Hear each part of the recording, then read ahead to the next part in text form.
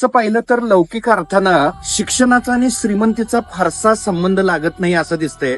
कारण तुम्ही तुमच्या आजूबाजूला बघा मित्रांनो, अनेक लोक तुमच्या आजूबाजूला अशी दिसतील की ती लौकिक अर्थानं खूप शिकलेले आहेत, परंतु ते अत्यंत गरिबीचं किंवा सामान्य जीवन जगत आहेत. याउलट तुम्हाला आजूबाजूला जर अगदी बारकाईनं तुम्ही बघितला तर भरपूर श्रीमंत झालेली लोक ही त्यांनी घेतलेल्या डिग्र्यांमुळे श्रीमंत नाही आहेत, तर ती नेमकं कुठल्या गोष्टीमुळे श्रीमंत झालेली आहेत, नेमकं काय कौशल्य त्यांनी आत्मसात केलेले आहेत, नेमकं जीवनामध्ये त्यांनी कुठल्या वयात काय धडे शिकलेले आहेत, याचा जर बारकाईनं तुम्ही अभ्यास केला आणि तो सिलेबस जर तुम्ही अभ्यासला तर नक्कीच मित्रांनो तुम्ही कमी वयात खूप श्रीमंत होऊ शकता.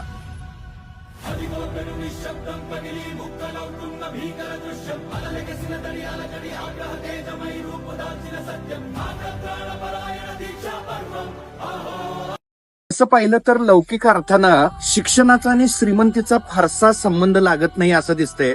कारण तुम्ही तुमच्या आजूबाजूला